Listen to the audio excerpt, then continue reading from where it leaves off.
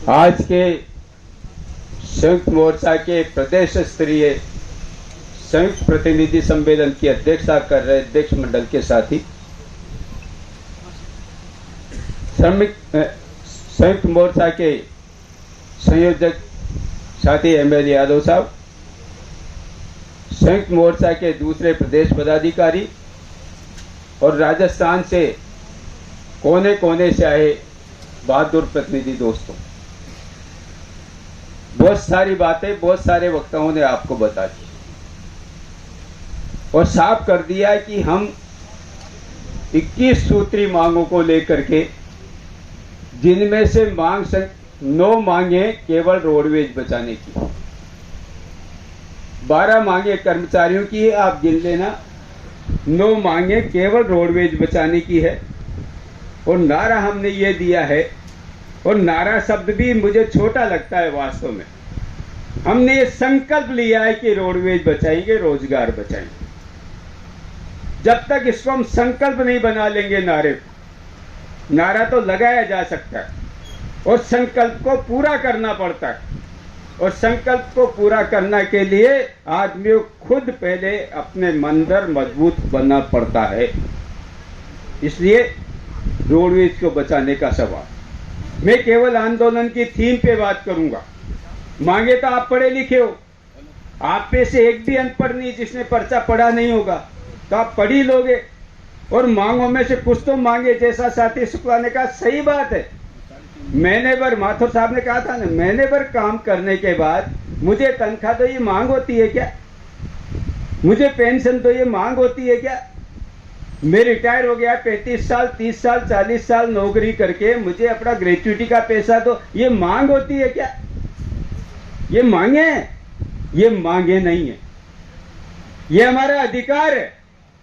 मुझे तकलीफ है, कुछ नौजवान लोग, उम्र के हिसाब से नौजवान लोग, मन के बूढ़े लोग, जो आरामदायक हालात में चाटुकारिता में लिप्त होते हैं, और उनमें से कुछ लोग तो अनुकंपा पे नियुक्ति मिल गए। अनुकंपा पे नियुक्ति मिलना कोई अच्छी बात है, बुरी बात नहीं है। हम भी चाहते हैं हमारा साथी चला गया, उसकी जगह मृतक आश्रित को नौकरी मिले, पर मुझे अनुकंपा पे नौकरी मिल गई, मेरी घर में पोस्टिंग हो गई, दफ्तर में नौकरी लग गई।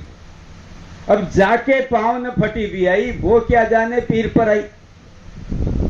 कभी मैं तो धूप में तपाई नहीं, तो धूप की तपन कैसी होती है मैं क्या जानूं। और ऐसे लोग व्हाट्सएप पे नाजायज फालतू की बहसें चलाते रहते, उनमें बहकने की जरूरत नहीं है। कुछ लोग शायद ये भी सोचते हैं, एक मांग कर लो, रोडवेज को सरकार में मिला लो। धर्मवीर जी ने बता दिया, इसलिए उस पर ज्यादा विस्तार से जाऊंगा नहीं। इतना आसान नहीं है ये मांग, पर मान लो हो भी जाए तो वो सोचते होंगे सरकार में जाने के बाद रोडवेज बंद भी हो जाएगी, तो हमको तो दफ्तर के बाबू है, कहीं न कहीं किसी दफ्तर में बाबू की पोस्टें सब जगह होती है, हम तो खप ही जाने वाले हैं। इन ड्राइवर कंडक्टर मिस्त्री को नौकरी नहीं मिलेगी तो इनको नहीं मिलेगी। एक बड़ी अजीब सी गणित के तहत लोग बाग व्हाट्सएप यूनिवर्सिटी में गेम खेल रहे, पर संयुक्त मोर्चा ने, जिसमें अनुभवी नेता है, जिनके नेताओं ने अपना 50 साल जिंदगी के बेशकीमती श्रमिक आंदोलन को दे दिए, वो तजुर्बा क्या कहता है। तजुर्बा कभी मुफ्त में नहीं मिलता दोस्तों, तजुर्बे के लिए बहुत कीमत चुकानी पड़ती है, कभी कभी तो जान को जोखिम में डालना पड़ता है। और जो तजुर्बा एमएल यादव ने हासिल किया 55 साल के ट्रेड यूनियन मूवमेंट में, जो तजुर्बा हमने कईयों ने 50 साल तक ट्रेड यूनियन करके हासिल किया है, उस तजुर्बे में कई बार हमको अपनी नौकरियां दांव पे लगानी पड़ी है। बिल्कुल तलवार के नोक पे हमको चलना पड़ा, धार के ऊपर हमको चलना पड़ा, तब वो तजुर्बा हासिल हुआ। और जो 2011 के आज के हुए, जिन्होंने कभी धूप की तपन नहीं देखी, जिन्होंने मई की गर्मी नहीं देखी, जून में पसीना नहीं बहाया, वो आज एसी दफ्तरों में बैठ के ज्ञान बांटे, हड़ताल नहीं करनी चाहिए। उनसे पूछो हड़ताल के बिना इस रोड में मिला क्या? अरे ये तुम तो 7वां वेतन आयोग भी ले रहे हो, ये भी 1972 में हड़ताल नहीं हुई होती तो ये आज वेतन आयोग का नाम तुम नहीं ले सकते थे। कौन से वेतन आयोग की बात करते भाई साहब आप? ये 1972 में जो एटेक और इंटेक 2 यूनियनें होती थी, उस समय तो दोनों यूनियनों ने मिलकर हड़ताल की, 30 दिन की हड़ताल की, राणावत वेतन आयोग लागू हुआ, तब जाके ये वेतन आयोग लागू होना शुरू हुआ। और आपने क्या किया? गलीचे बिछा दिए। शर्म आनी चाहिए उन लोगों को। किसके लिए गलीचे बिछा दिए? 6.25 साल देर से वेतन आयोग लागू किया, इस बात के लिए गलीचे बिछा रहे हो क्या आप? अरे कड़ी तोड़ दी सरकार से आपकी। अगर एक बार ये कड़ी टूट गई तो आगे आप वेतन आयोग के लिए भी तरसते रह जाओगे। कोशिश की थी पिछले दिनों पेंशन की कड़ी तोड़ दे, की थी नीति हमने 16 अगस्त को प्रदर्शन करके ये पेंशन ली 1 महीने की और 2 महीने का सेवानिवृत्ति पर लागू भुगतान किया। यह षड्यंत्र चला जा रहा है। सरकार से इनको अलग कर दो। अलग करते ही आप पेंशन के हकदार नहीं रह जाओगे, आप वेतन आयोग के हकदार नहीं रह जाओगे। तो फिर क्या जरूरी है हमारे लिए आज की तारीख में? बहुत सही सोच है संयुक्त मोर्चा की, रोडवेज बचाओ, तब जाके हमारी मांगे पूरी होंगी। आमदनी नहीं होगी तो कोई सी भी मांग का क्या महत्व है? आरडीएचएस की मांग रख दो, आप पुरानी पेंशन की मांग रख दो, आप सेवानिवृत्ति परिलाभों की मांग रख दो, कोई भी मांग रख दो। कोई मांग ऐसी है क्या जो बिना पैसे के पूरी हो सकती हो? बिना पैसे के कुछ पूरा नहीं हो सकता। तो पैसा कैसे आएगा? पैसा तो रोडवेज जो आएगा जब किराया आएगा। जब आपके पास बसें नहीं है तो आप चलाओगे क्या? जब आप चलाओगे नहीं तो कमाओगे क्या? जब आप कमाओगे नहीं तो चुकाओगे क्या? और बात करें सरकार की, आके अटकती सुई तो वहीं अटकती है ना भाई। सरकार के बिना तो बात पूरी होती नहीं। घोषणा पत्र क्या लिखा था कांग्रेस ने? यह आपके पर्चे में छपा है ना। रोडवेज को यथावत चलाएंगे, बसों की संख्या बढ़ाएंगे, मार्गों की संख्या बढ़ाएंगे, कर्मचारियों की समस्याओं का समाधान करेंगे। लिखा था कि नहीं लिखा था? लिखा था। तो वही तो पूरी करने की बात कर रहे हैं। आज मैंने सुबह अखबार पढ़ा, पहला पन्ना पढ़ा, गहलोत साहब की बहुत सुंदर फोटो थी। जो हमने कहा सो किया। कौन बोल रहा है? गहलोत साहब बोल रहे हैं। जो हमने कहा सो किया। कहां किया महाराज? अगर आप यही कर देते तो हमें आज पिंक सिटी प्रेस क्लब में सम्मेलन क्यों करना पड़ा? यही तुम कह रहे हैं, जो कहा जो करो। अरे आपने 27 नंबर पॉइंट पे एक और बात लिखी है, हम जवाबदेह प्रशासन देंगे। जवाबदेही।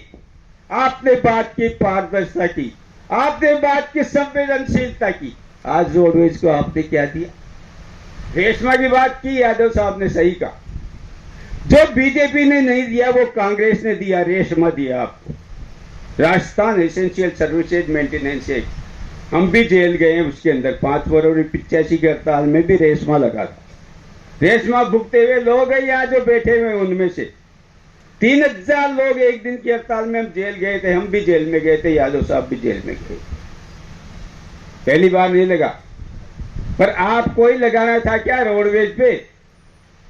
और आपने पारदर्शी प्रशासन की बात करके और ऐसा प्रशासन रोडवेज को दे दिया जो मजदूरों से बात करना पसंद नहीं करता। अरे कैसी भी थी बीजेपी, उसका एक भी अधिकारी कम से कम बात करने से तो मना नहीं करता था भाई।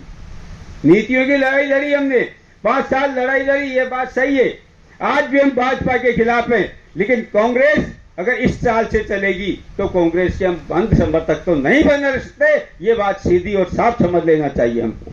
किसी के भी हम अंधभक्त या अंध समर्थन नहीं बन सकते। ये मजदूर वर्ग के रोडवेज की पहली रक्षा हमारा संकल्प है और उसके बाद हमारी मांगों को पूरा करना हमारा संकल्प है। आज ये संकल्प लेके उठो।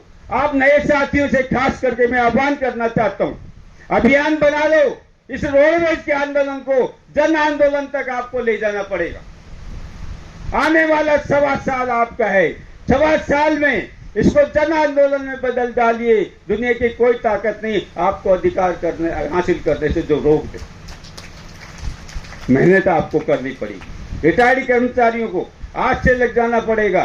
सेवारत कर्मचारियों को नकारात्मक धारणाएं नौजवानों के बीच में जो भरने की कोशिश की जा रही है, बहुत लड़ाकू है। ऐसा नहीं केवल उनकी गलतफहमियां दूर नहीं करने का सवाल है, तो बहुत लड़ाकू हैं। उनकी ऊर्जा को जगाइए, हनुमान जी को जैसे उनकी ताकत का एहसास दिलाना पड़ता था, उनको अपनी शक्ति का एहसास दिलाइए, उनको मैदान में कूदिए। ये आंदोलन है, हड़ताल तक जाना पड़ेगा, जाएंगे, रास्ता निकलेगा निकाल लेंगे। नकारात्मक सोच नहीं है, पर हमारा विश्वास है संयुक्त मोर्चा की जो सोच है, जो दिशा है, जो क्रम है मांगों का, बिल्कुल साफ है, बिल्कुल शीशे की तरह साफ है। लाइन बिल्कुल साफ है, संघर्ष बिल्कुल साफ है, उद्देश्य बिल्कुल साफ है।